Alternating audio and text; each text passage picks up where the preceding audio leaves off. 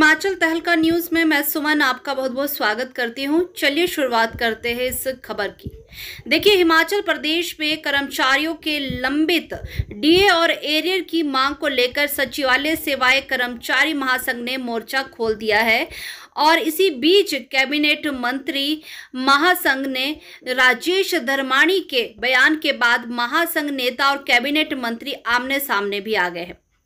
महासंघ नेताओं के बयान पर राजेश धर्माणी की प्रतिक्रिया सामने आई है और धर्माणी ने तल्ख लहजा अपनाते हुए कहा कि सचिवालय कर्मचारी महासंघ के लोग गुंडे मवाली जैसी भाषा का प्रयोग कर रहे हैं। और इस दौरान धर्माणी ने भाजपा के प्रदेश अध्यक्ष डॉक्टर राजीव बिंदल पर भी पलटवार किया। राजेश धर्माणी ने कहा कि उन्होंने ऐसे कोई कारनामे नहीं किए जिसके चलते उन्हें मंत्री पद से हटना पड़े।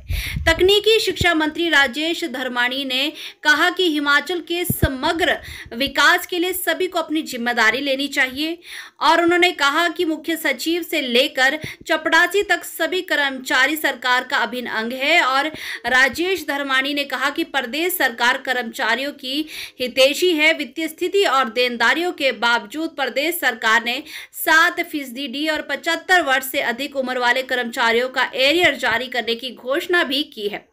इस दौरान राजेश धर्माणी ने सचिवालय सेवाएं कर्मचारी संघ के पदाधिकारियों पर भी हमला बोला।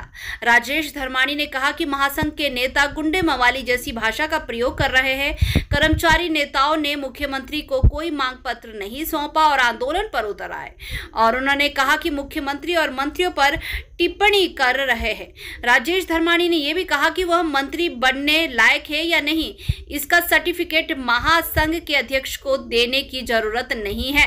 उन्होंने कहा कि कर्मचारी नेता निजी हित के लिए राजनीति कर रहे हैं और प्रदेश की बात करें तो इस तरीके से उन्हें नहीं करना चाहिए। वहीं बताते चले तो इस तरीके से जो ये बात की गई है और जो 58 यानी कि प्रदेश के 58 करोड़ के बजट में से 45% का व्यय वेतन और भत्तों पर होता है। उन्होंने कहा कि बहुत कम हिस्सा मंत्री नेताओं के वेतन भत्तों पर खर्च होता है। इसमें कटौती का अधिक असर नहीं पड़ेगा, लेकिन कर्मचारी नेता मंत्रियों को टारगेट कर रहे हैं। राजेश धर्माणी ने कहा कि बातचीत के लिए सरकार के दरवाजे हमेशा खुले हैं, मगर जिस तरह की भाषा और व्यवहार कर्मचारी नेता कर रहे हैं ये संवैधानिक नहीं, व्यवस्था के खिलाफ है। राजेश धर्माणी ने कर्मचारी नेताओं के व्यवहार के पीछे उकसाने वाली ताकतें होने की भी बात कही है।